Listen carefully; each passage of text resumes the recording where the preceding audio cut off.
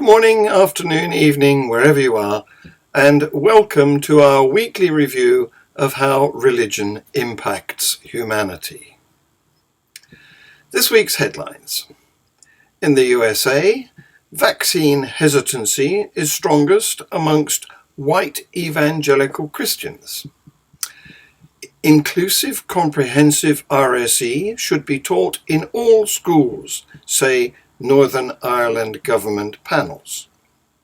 In Rome, the Vatican declared Monday that the Catholic Church won't bless same-sex unions since God cannot bless sin.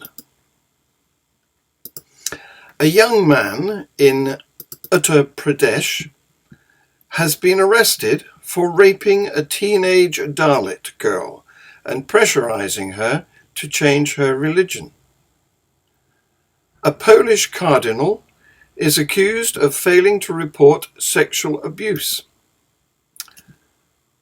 The French 13-year-old girl whose claim about her teacher later resulted in his beheading has admitted that she lied. Leaders in many faiths are spreading misinformation about COVID vaccines. A new Pew Research survey in the USA suggests that either the campaigns were effective or the worry was misplaced, because 64% of black Protestants, the researchers found, definitely or probably plan to get vaccinated. This is up sharply from November, when little more than 40% said they planned to get vaccinated. It's not that vaccine hesitancy is a myth, it's merely strongest among another group, white evangelical Christians. A religious breakdown of the survey, conducted in February, of 10,121 US adults, shows that only 54% of white evangelicals definitely or probably plan to get vaccinated. The Northern Ireland Government Department advisory panels on gender and LGBTI+ equality have published their strategies. Both recommend that inclusive relationships and sexuality education, RSE, should be taught in a comprehensive and standardized way across all schools, and that the subject should not, as is currently the case, be dependent on school ethos.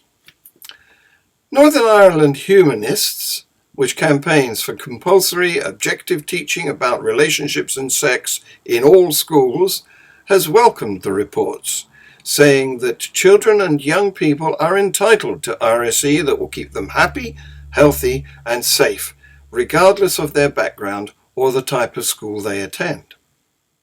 The Council for the Curriculum, Examinations and Assessment has developed a comprehensive range of resources and guidance for the teaching of RSE that includes subjects such as healthy relationships, consent, sexual violence, and contraception, and that is LGBT inclusive. However, individual schools are legally entitled to determine what to teach and how to teach it.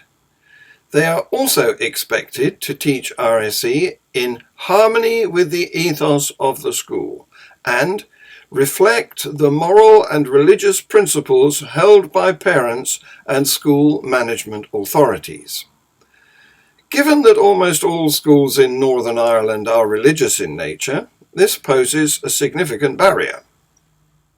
In practice, teaching in line with the specific ethos means issues deemed to go against religious ideology are taught in a distorted way or even omitted altogether. The Gender Equality Strategy report notes that this bespoke approach inevitably results in different and inconsistent learning experiences and outcomes for young people, often leaving important topics like misogyny, gender-based violence, sexual harassment, and online abuse unaddressed. The LGBTQI+ strategy report adds that the invisibility of LGBTQI+ people in the curriculum means that many don't feel welcome, safe, or valued. It argues that all young people should have access to fully inclusive RSE, which is universal and not dependent on school ethos.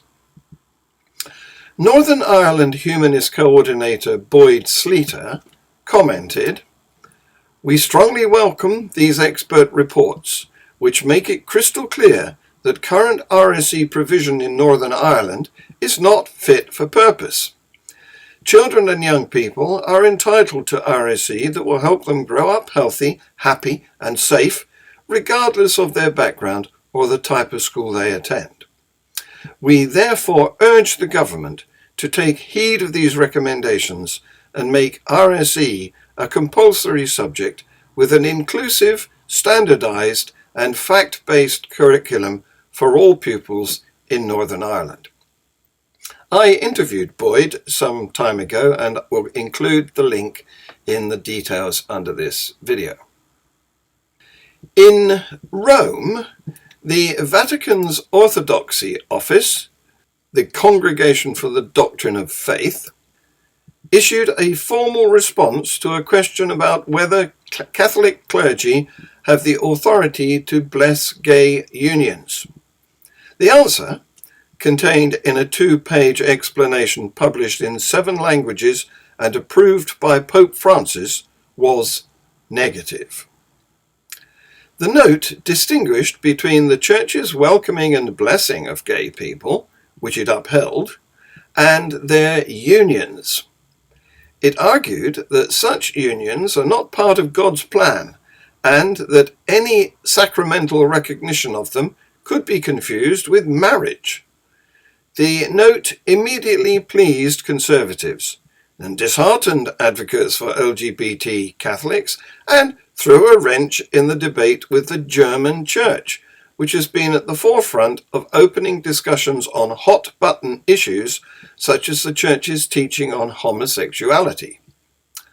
Francis Di Bernardo, Executive Director of New Ways Ministry, which advocates for greater acceptance of gays in the Church, predicted the Vatican position would be ignored, including by some Catholic clergy. Catholic people recognize the holiness of the love between committed same-sex couples and recognize this love as divinely inspired and divinely supported, and thus meets the standard to be blessed, he said. The Vatican holds that gay people must be treated with dignity and respect, but that gay sex is intrinsically disordered. Catholic teaching says that marriage is a lifelong union between a man and a woman, is part of God's plan, and is intended for the sake of creating new life. Since gay unions aren't intended to be part of that plan, they can't be blessed by the Church, the document said. In related news, a leading Jesuit priest has said he hasn't seen so many people ready to leave the Catholic Church since the child sex abuse scandals hit. James Martin, a priest who advocates for LGBT+ inclusion within the Catholic Church, said, "Not since the anger over sex abuse in 2002 and 2018 have I seen so many people so demoralized and ready to leave the Church as I have this week."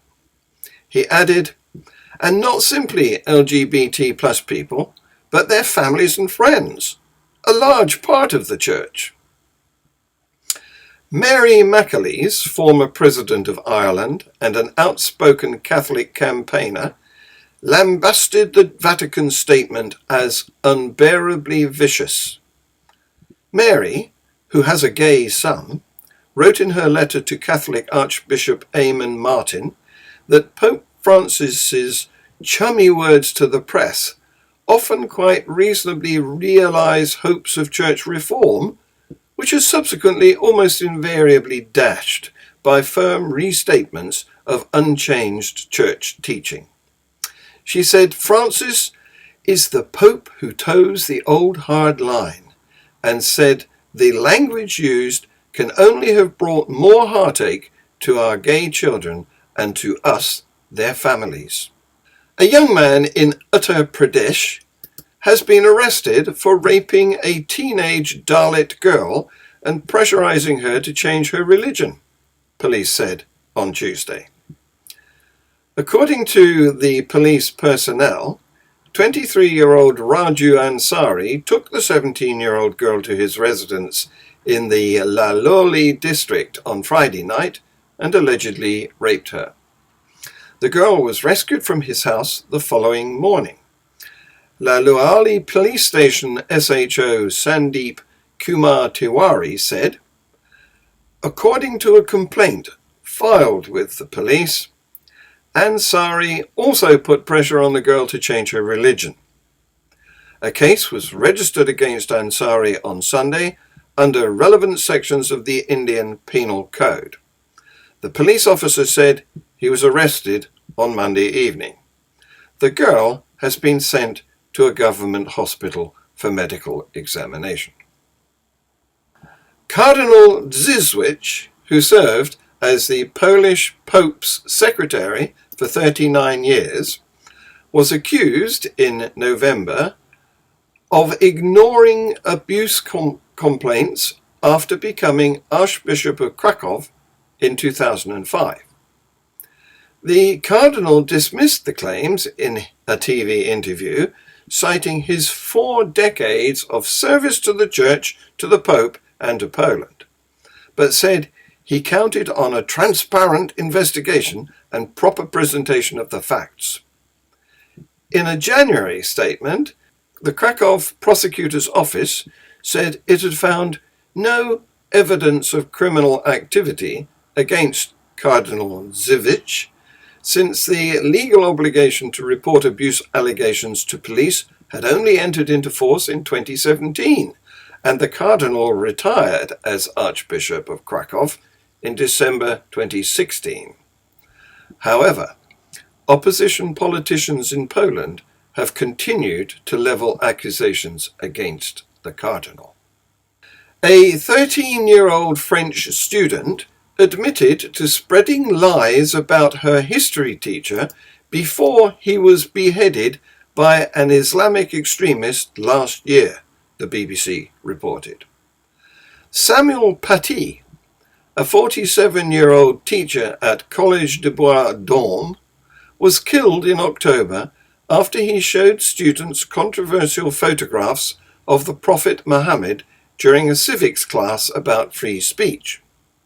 His lesson sparked complaints from some Muslim parents, including the father of a 13-year-old girl who claimed that Paty had asked Muslim students to leave the classroom that day. The girl's father launched an online campaign against the teacher based on his daughter's account, which the police had said at the time was linked to 18-year-old Abdulaka Anzarov's attack on the teacher, the BBC reported.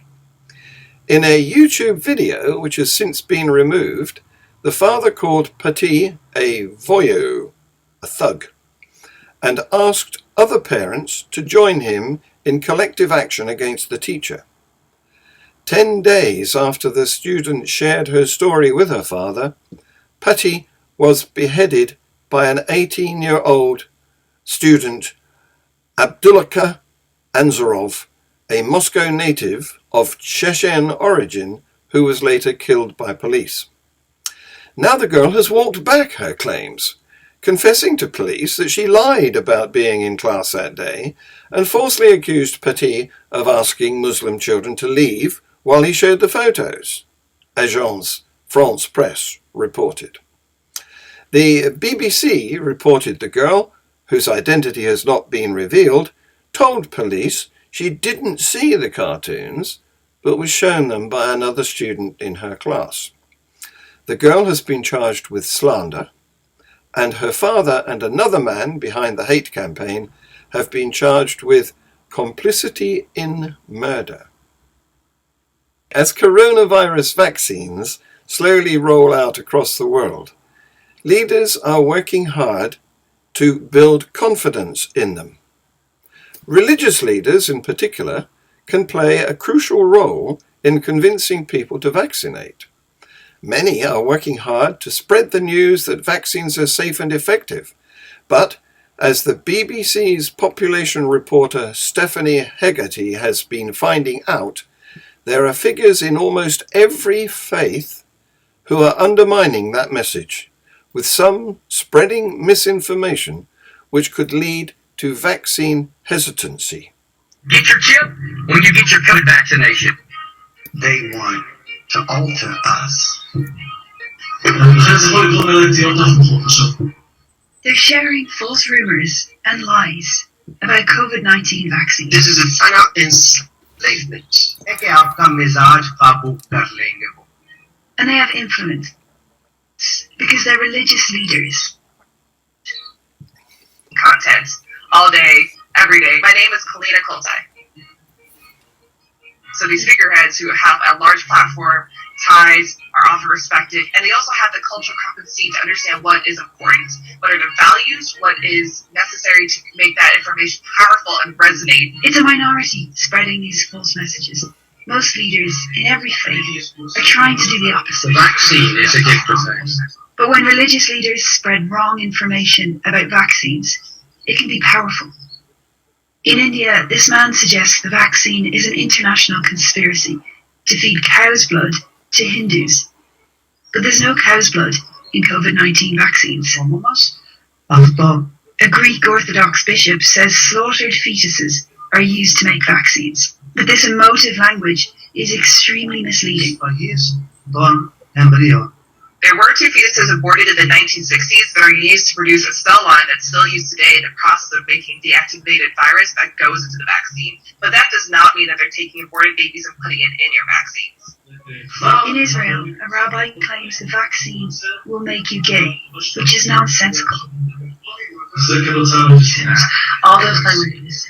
And in the US, some evangelical Christians are debating whether vaccines are the mark of the beast, a sign of the devil, and the end of times. I think it's difficult for social media companies to figure out where is the appropriate moderation limit when it comes to religious content. Even when negative messages aren't necessarily false, they can have a big impact. Sitting in London, I received this message from a friend in Nigeria, but it came from Zambia, where the speaker, Nevers Mumba, is a politician and a former televangelist. Zambia must not inject any vaccine in any Zambian body before strenuous verification. There's a danger when someone as influential as you spreads a message like this publicly, they undermine confidence in the vaccine.